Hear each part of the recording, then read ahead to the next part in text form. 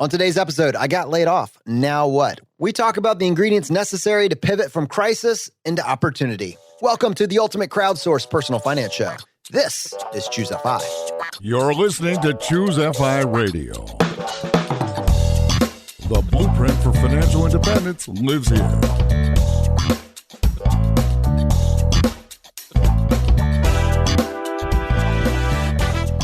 If you're looking to unlock the secrets to financial independence and early retirement, you're in the right place. Stay tuned and join a community of like-minded people who are getting off the hamster wheel and taking control of their lives in the pursuit of financial independence. Choose FI, your home for financial independence online.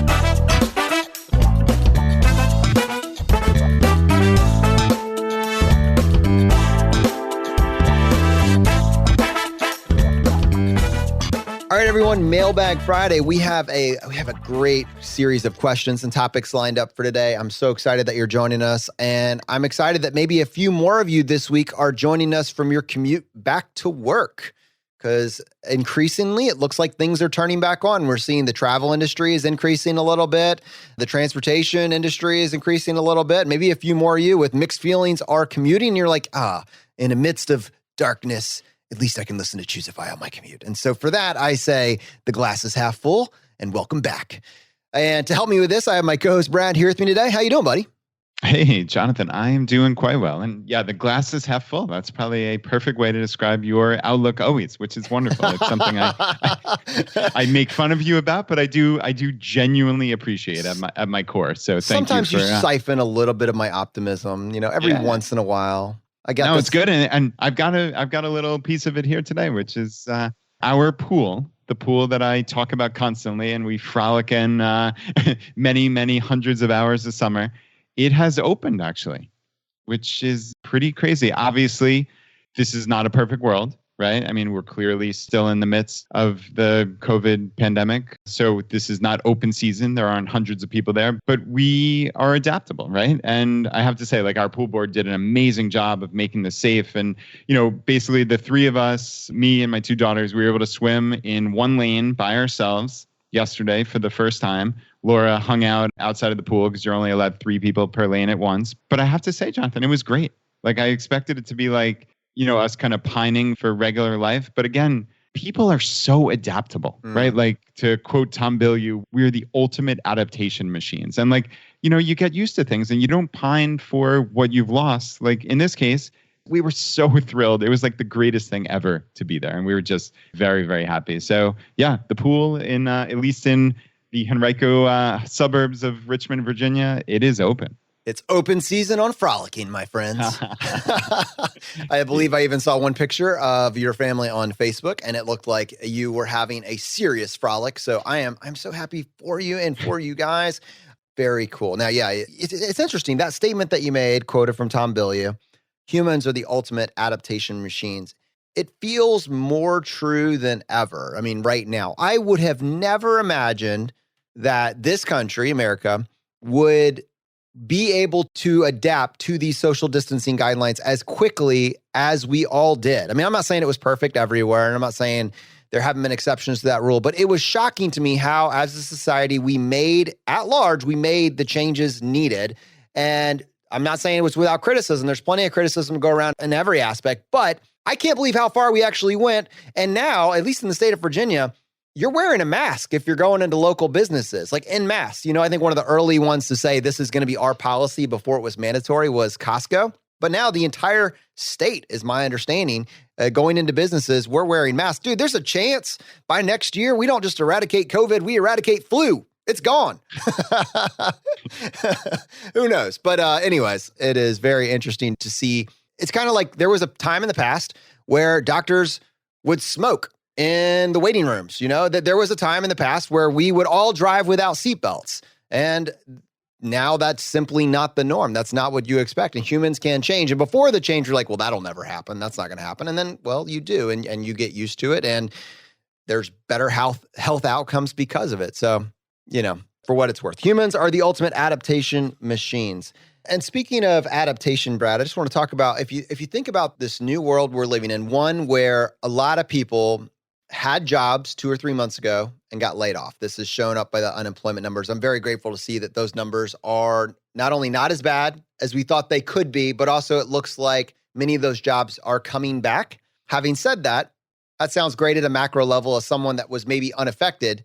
There's millions of people that were affected and, found out on Friday afternoon, pick a Friday of your choice over the last month, that I'm sorry, we're going to have to let you go. Our PPP funds ran out. The business just isn't there to support you. We pay you too much. We can't afford to keep you on right now. Whatever that may be, on Friday afternoon, they found out they were going to be let go. They were going to be laid off.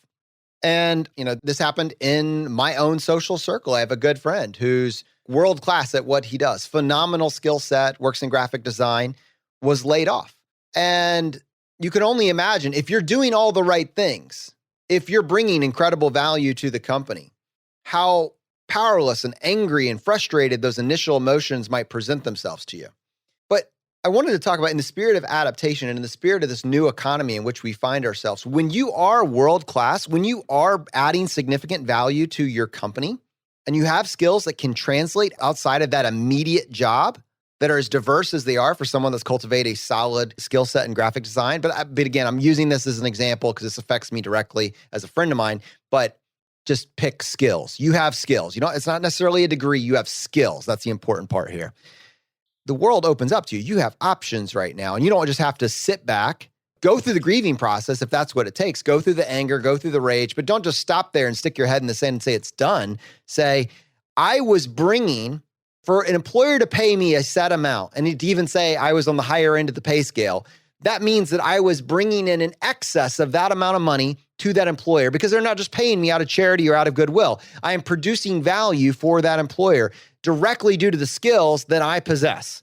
If that's the case, if you can make that case, then you can do it for someone else, obviously, or you can do it for yourself.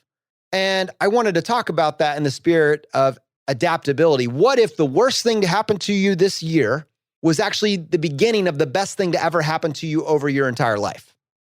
Yeah, I love it. And, it's funny as you're saying that, just off the top of my head. So when someone works for another employer, as many or most of us do, like you said, there's that difference. There's that delta between what you're being paid and obviously by definition, what they're getting for the work you're doing. They have to be getting more, right? By definition, to pay you some amount. There has to be some profit in there. There's overhead, et cetera. So to your point, and I'm interested to see where you're going with this, is if you strike out on your own, clearly you have to get the clients, right? But in this case, you're world-class. You have the skills to do it.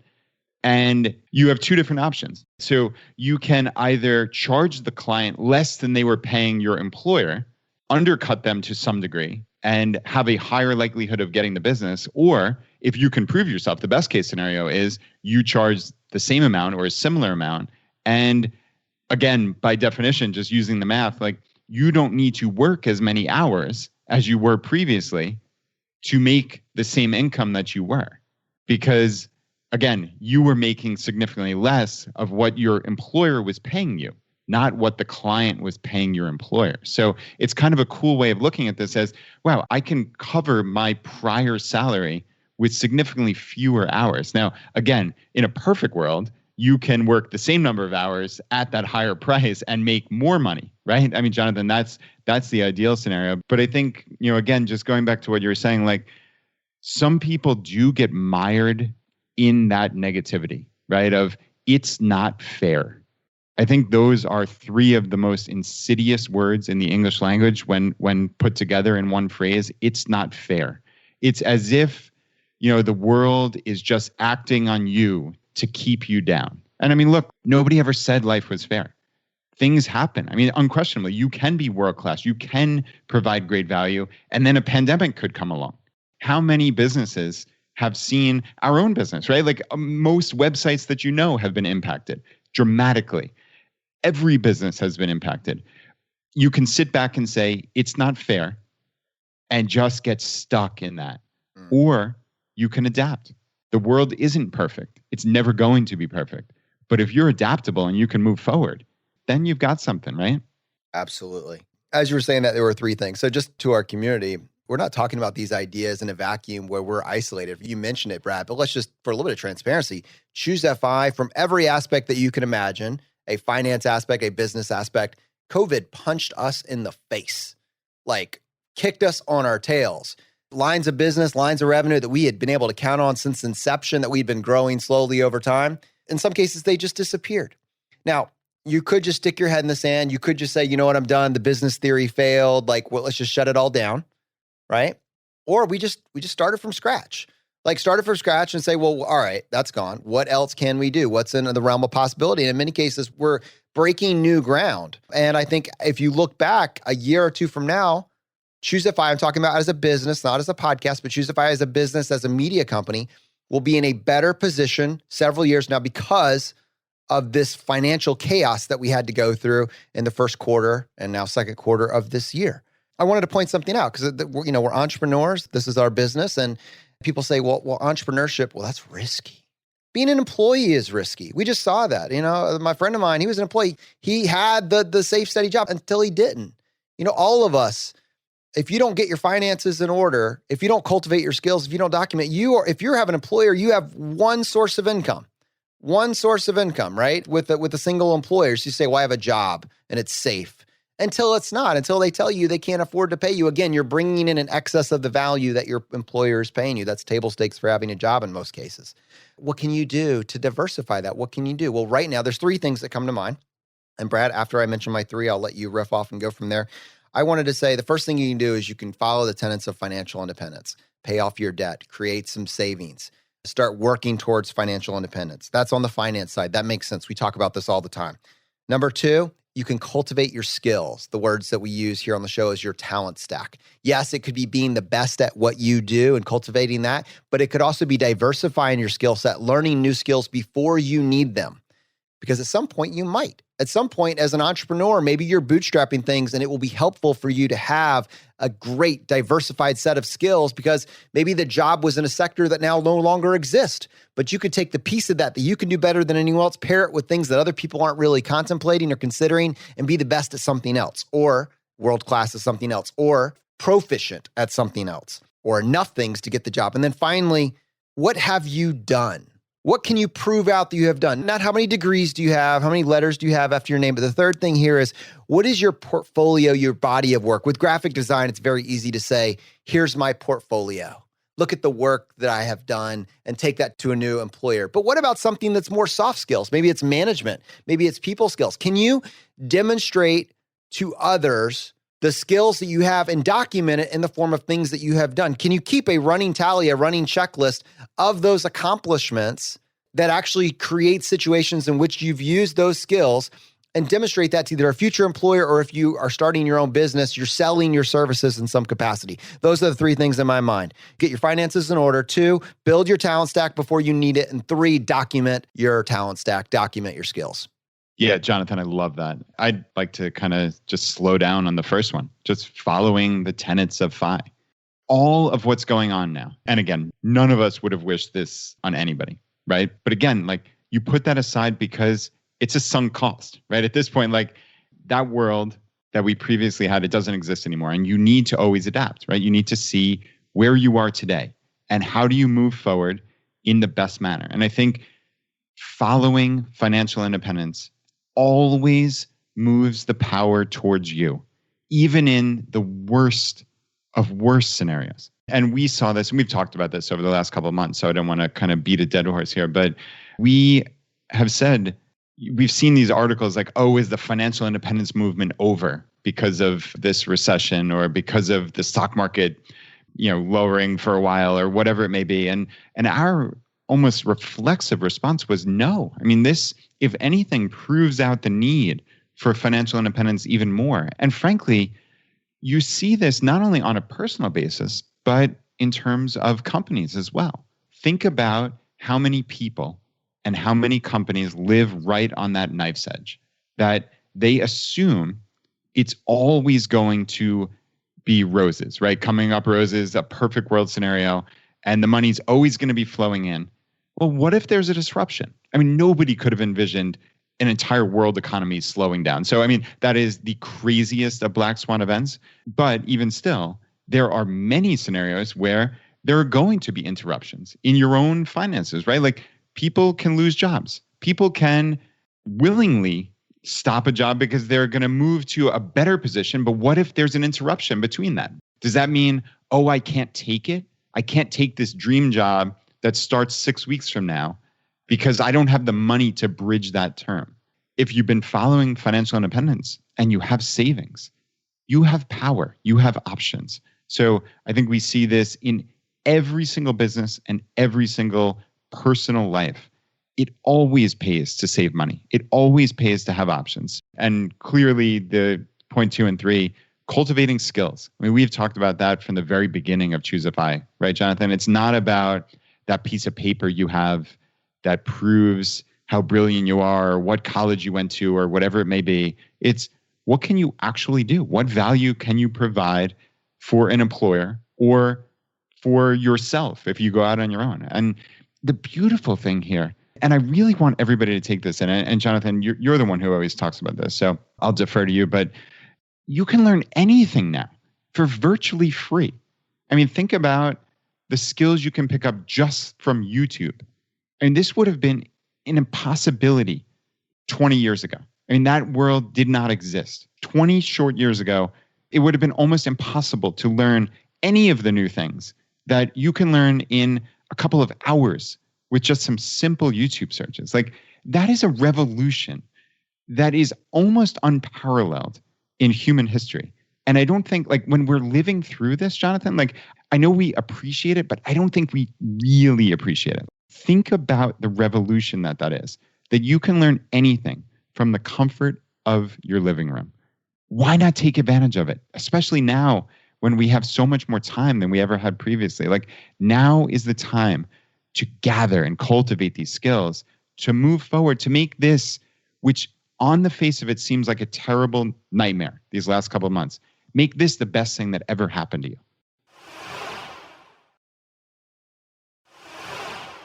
And Brad, I want to go ahead and switch gears here. I think we, like, with us, we're fortunate to have, like, basically the perfect case study for this. I think all of us, it's so easy to pin yourself down to, oh, I got a degree in communication from such and such college, so I have to work in communication or business or whatever, whatever that degree actually says. And while in my case, it was very much that, get the undergrad, that isn't enough school, so get a doctorate, now you get a license and you're a pharmacist, all of this in this 8-year pursuit of this job. In your case, a little bit shorter, 4 years to be an accountant. That is the very stereotypical, but I think broken model in my mind. Like, it's silly.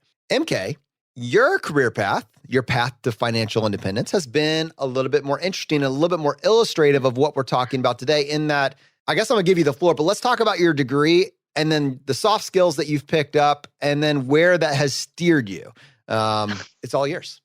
Yeah, I would definitely say people talk about the corporate ladder. I was on the corporate jungle gym and like monkey bars. I was just all over the place.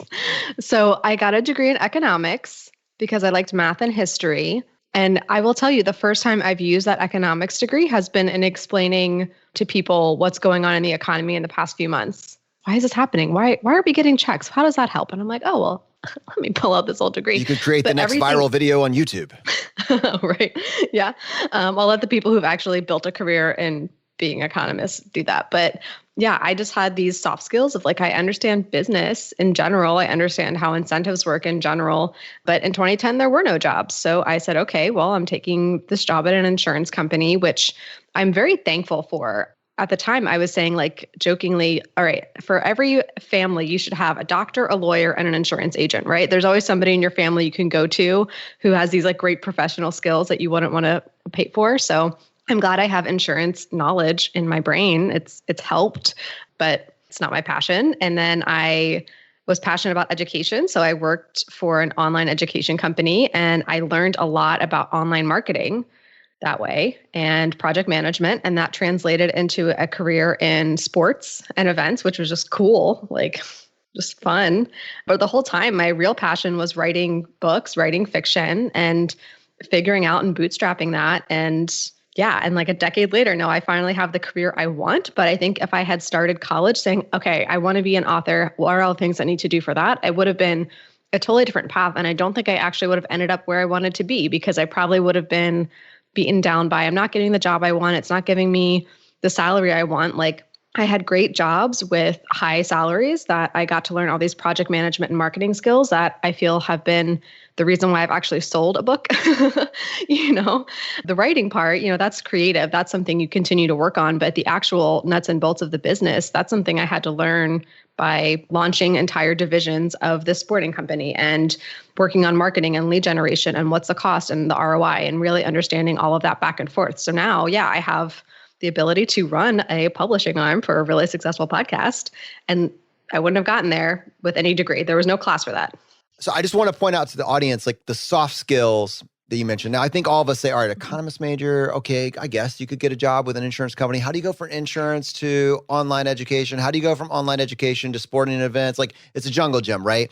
Mm-hmm. But with any employer that you're talking to now in the future, the actual title of the job that you had or the position that you held was largely a moot point. What actually would get you any job you wanted was your ability to communicate those skills, the marketing skills, the communication skills that you locked down, the examples of what you've actually accomplished paired with what you're doing in your free time. Your ability to tell a story about yourself and weave those skills into that story allows you to get any job you want. You know what I mean? Like, this is the piece. We are putting so much time and energy and cost into a degree, and a degree maybe gets you the first job, but that has nothing to do with where you're going to land. And so I just wanted to point out for people, lest they get caught up on the specific example. Okay, well, I could go from insurance to online marketing. No. Look how you wove the skills into the narrative. Mm-hmm. Absolutely. And there were some cases where I took one step forward to kind of go two steps back, but then I boomeranged further ahead. So it was kind of having a long-term vision of, well, what's the company I want to be with? And then I was able to jungle gym my way around that company. Yeah, I love that concept of jungle gym because, obviously I don't imagine that you're going to get another corporate job anytime soon. But hypothetically, 5 years from now, you decide, hey, I want another job, right? Like, think about the story that you could tell when you go in for that interview and how interesting your resume looks, because you're not the cookie cutter, career path of this is what every single other resume looks like that they've received that day. You have all these different jobs. You have a wealth of experience from all these different careers and industries. Like, to me, that would jump off the page. So while someone could say, oh, you were just bouncing around, you could always come up with an alternate way of looking at it. To me as a hiring manager, I would be thrilled in seeing that. And I'd be curious, if you were trying to describe the strengths that you picked up from having all those different careers and including self-publishing. I mean, you have a little bit of everything. How would you describe that in a nutshell? Yeah, I would say the first one is project management. As any job you work on, you are managing projects. Maybe they're micro projects if you're processing through customer service or you're taking inventory, or maybe they're large scale projects. Every person who works for a company is a project manager, even an accountant. My project today is to make sure the taxes get filed for this company. That's the project. And you have to have that accountability and that ability to just get it done, understand what you need to do to get done and who you need to work with and how you need to work with them. Those are the biggest skills that have helped me in every job to understand, I know the deadline. I know what roughly the internal things need to get done before that final deadline to make it happen. And I know that my roadblock is going to be here and here. So I need to go talk to this person now and be proactive, or this person doesn't want to hear about it until it's time for them to work on it. It's really understanding the project management and the emotional IQ. I know a lot of people talk about that. It's dealing with people. If you can deal with people, if you can understand what their need is for the business, instead of just constantly being well, I need this from this department, audit needs this or operations needs this. And it's okay, well, I need to get my work done today. So how can I help you? If you can go to somebody and say, hey, you're helping me out and this is how it helps you, Those are the biggest things. So I would say if I had to sell myself, I'd be like, I'm a great project manager because I can deal with tasks and I can deal with people and I can get it done. And I think that's actually one of the biggest things. I remember my last job interview that I ever had. I was meeting with the CMO and I was super intimidated. This was the hardest interview I'd ever had in my life. And they, listed all these skills of like task management, cooperation, collaboration. And he was like, 1 to 10, list all of them. So I was like, 10, 9, like, I'm great. And I got to 1 and I said 7. He was like, let's talk about that. And I was like, and it was collaboration. And I said, well, if it's, everybody coming together to take an idea and make it better, 10. If it's a group project and I'm the one who ends up doing all of it, yeah, I'm not a fan of that. And he was like, would people say that you're hard to work with? I was like, people who don't like getting work done. And I will tell you in that moment, that's how I got the job. Because it was clear that I was going to get things done. Like that's my biggest tagline, like the person who gets things done, boom, that's the person you want to hire. Yeah, certainly is. And I can vouch that's what we've seen working with you. It's been incredible. Okay. So I want to come back to this example of this graphic designer that we set up at the beginning of the thing, just to kind of close the loop here and just talk about like next steps. I got laid off. Now what? So first of all, let's talk about unemployment. If you get laid off, unemployment is usually there for you. That's a feature, a benefit. It's funded in part by your taxes and by the state. That's what it's there for. So I know that many people have, and in fact, this friend that I was talking with, it's a matter of pride in some cases. I never want to say that I filed for unemployment. Look, this situation that we're all going through right now, let's just talk about that real quick. The economy slowing down the way it did was a direct result of the country and the government saying, we need to slow down and hit pause on the economy. For the good of humanity, that was the case that was made. We need to slow this economy down. And that wasn't the exact verbiage. It was, we need to all stay home. We need to all whatever. But the direct result of that decision, which was known going into it, would be that the economy is going to slow down. Your job disappearing was a direct result, not of anything that you did or your employer did, but of at a macro economic level. Go file for unemployment first and foremost. Get that as a baseline. That's just what I would do if it were me. I'd, 1, go file for unemployment. 2, take that pride that you feel about that, not wanting to go file for unemployment, and bounce back super quick. And that could be one of 2 ways, depending on your rush and your urgency. In this case, Brad, you mentioned, if you're working for someone and they're having to pay for overhead, then you could undercut that rates. With this direct individual, person of high integrity and clearly not wanting to steal clients from his employer. And I'm not saying that was your verbiage, but I'm just saying to our audience, because this is clearly a point, he's not going to go take that person's client, but what he can do instead, they were doing amazing work for this client. This client was blown away. Competitors to that client wanted to have similar results, but couldn't because with the company he was currently working for, it was a conflict of interest. So now what he can do is go look at the competitors for that client and say, if you wanted this, I was actually the person that was creating these types of ads. And I'm looking at the campaign you have now. Here's 5 ideas that I think would take what you're getting to the whole nother level based on ROI. And I can do this at significantly less than what you're paying for right now. Let's give this a shot over the next 6 weeks and it'll be a double opt-in at the end. We'll go from there if you like what I'm doing. If not, no hard feelings. This is the way that you can, there's not just one taco stand in the city, right? There's a million variations. And so you don't need to work with that one person. If you're the one producing the high quality work, go find the competitors for those types of companies and offer your services, which we're giving that individual the leg up to other people. This is the power of having the skills and being the talent. Yeah, and thank you for clarifying there. I certainly was not trying to imply that you go and steal business or anything like that. So thanks, Jonathan, if it came across like that at all. I meant precisely what you were saying, which is when you're getting new business, you know what the rough rates are and you can determine what methodology you want to take moving forward. So yeah, thanks for clarifying. Absolutely. I hope that's helpful. I know there's people in our community that have been laid off. And it's not a reflection of you or the skills or talent. It's a black swan event. We talked about in 2018 and 2017, we talked about this theoretical, hypothetical, black swan. We're in it. You're in it right now. This is a really big deal. Your life is not over. This could be the best thing that ever happened to you. You could have been complacent settling for a 1% raise year over year, thinking maybe 10 years down the road, you're going to get the recognition you deserve. And out of that complacency, you find yourself in a midlife crisis. A crisis has been forced upon you, forcing you to be more aggressive, build your talent stack, think through some of the ideas that we just went through on this show. Send us a message 3 years from now when you're like, best thing that ever happened to me. Confirm this strong theory and Yeah, it's exciting. There's a reason this show has become the #1 career podcast on all of iTunes. It's because when you figure this stuff out, your life opens up to you, and it's not just what degree do I want? A career podcast does not just say, what is the degree that I need? It's a comprehensive look at merging the soft skills with story. It's funny, Brad, when I do these hard stops, I don't really give myself an easy way to transition to something lighter. But I did want to say, I got a newsletter from Choose FI this morning. It was from you, and it was awesome. It was like the best thing that hit my inbox in months. So let's talk about that.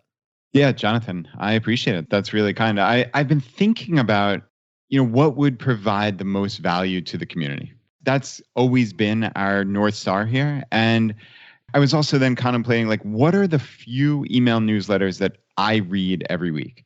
Because to be honest, I subscribe for stuff and I either unsubscribe or just delete it.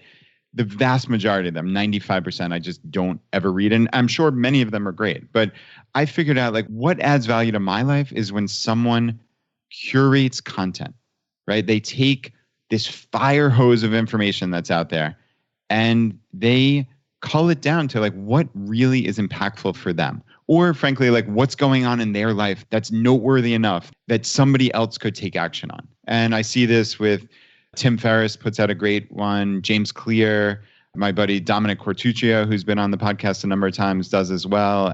And they're just these short little bullet points, right? And I almost invariably, I'll find, it might be Tim Ferriss does 5 bullets. There might be a couple that I could take or leave, but 1 or 2, just I really dive into. I'm how can we produce something like that for the FI community? So this was Monday. In a fit of inspiration, I quickly wrote up this email, and I was very, very happy with how it came out. And it's been cool. We've probably gotten about 100 emails already this morning saying I really like the new format. So yeah, a huge thank you to everybody. But imagine reading an email that at the end of it, you feel compelled to tell the person that took the time to write it, thank you for putting this in my inbox. I appreciate that. We've got hundreds of those replies, and I sent you one. I was like, dude, this is awesome.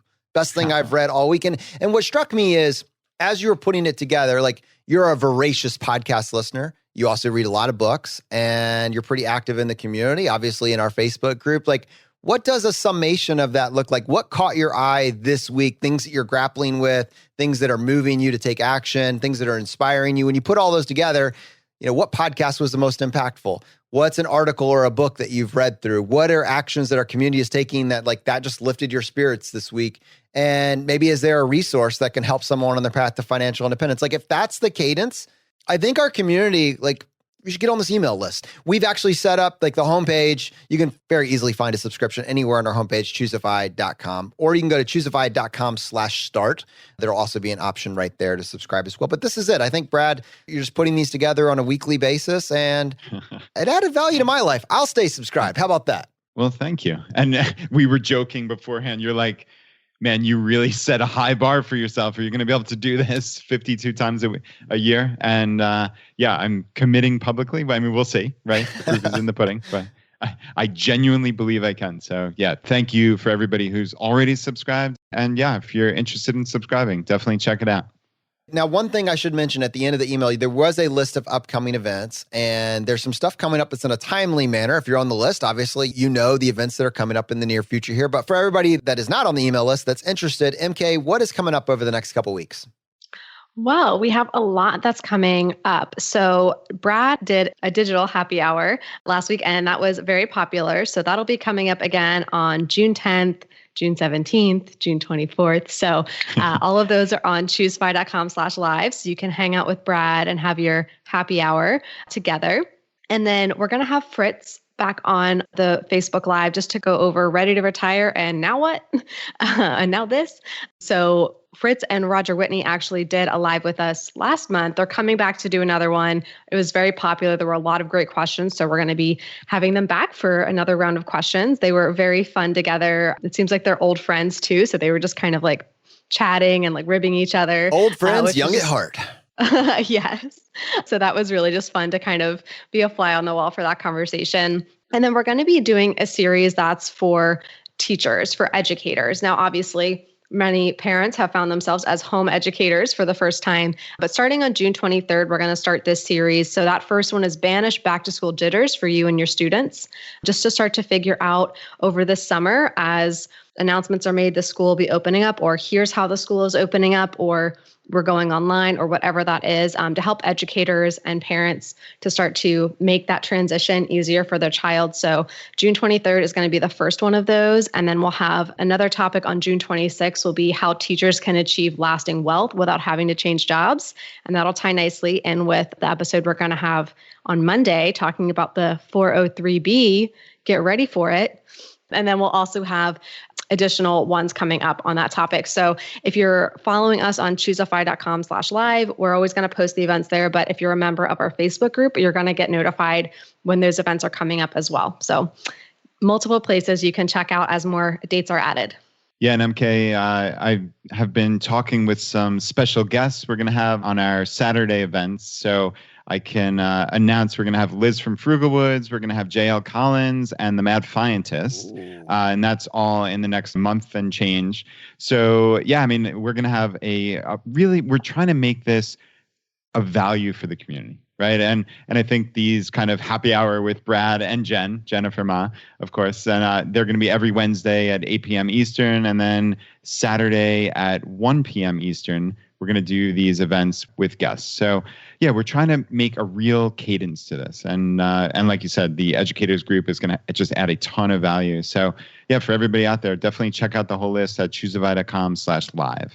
And yeah, and I mean, the live being the key word there. Like, this is interactive. This is a chance for you to get to ask those questions. So when you're talking about JL Collins, Mad Fientist, have you wanted to have your questions answered?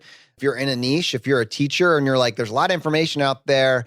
One, I'm going back to the classroom and it's going to be real. It's going to be crazy. We've got some great content teed up for you to help with that adjustment. And then two, very, very specific. You're a teacher and your retirement plan is the worst. And you've thought that subjectively for a while because you want your net worth to go up and to the right and it's just going horizontal, or down. And you're like, wait, that's not right. That's not what it's supposed to do.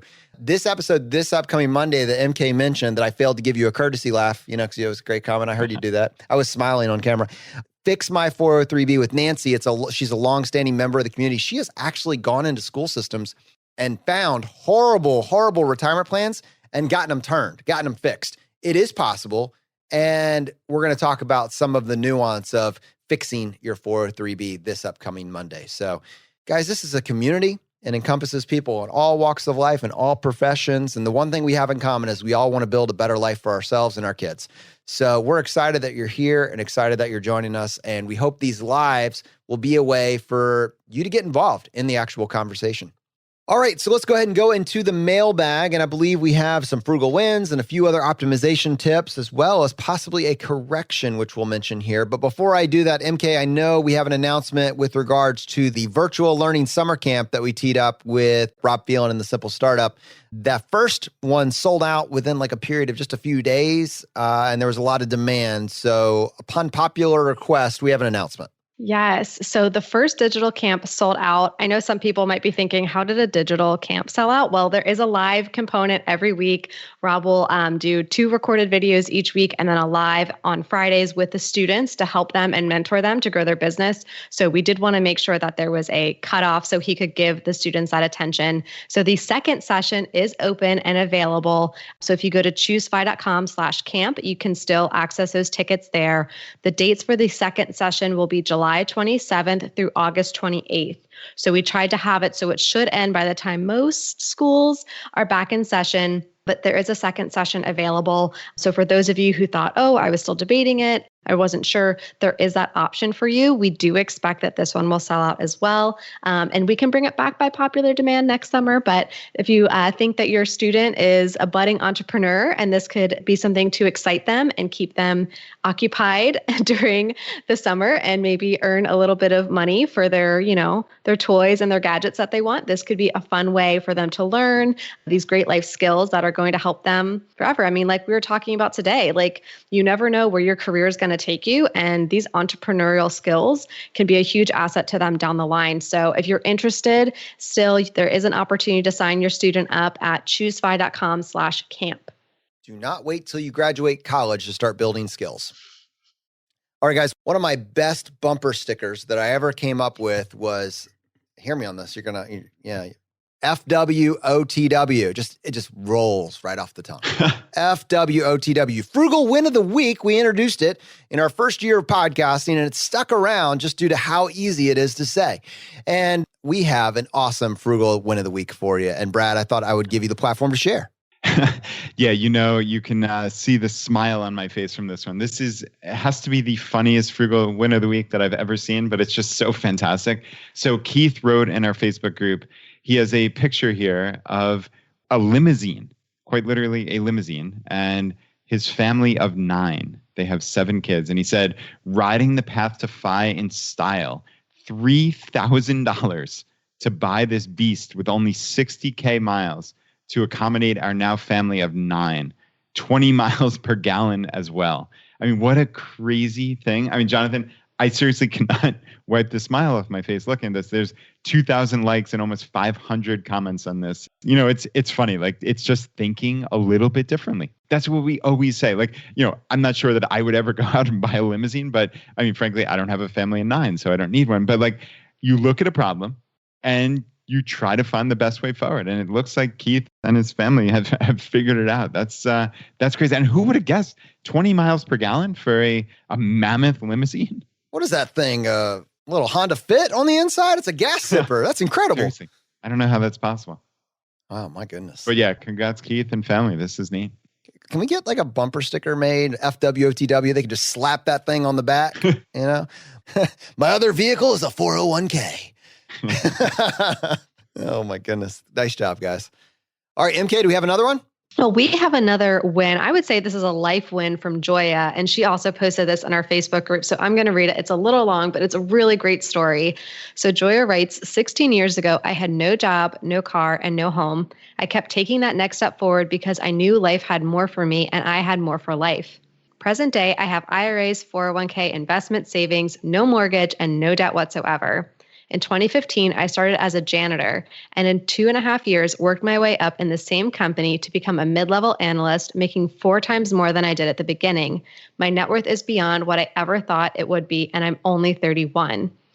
I was asked how I went from janitor to analyst, so I thought I'd share. So she originally posted that first paragraph, got questions, and then she updated. Yeah, so the win got longer after community engagement. That's amazing. Which I love about our community. People ask questions and then people are like, okay, I'll tell you. She says, I went to work for Boeing so they could pay for my degree and their stellar 401k match and other amazing benefits.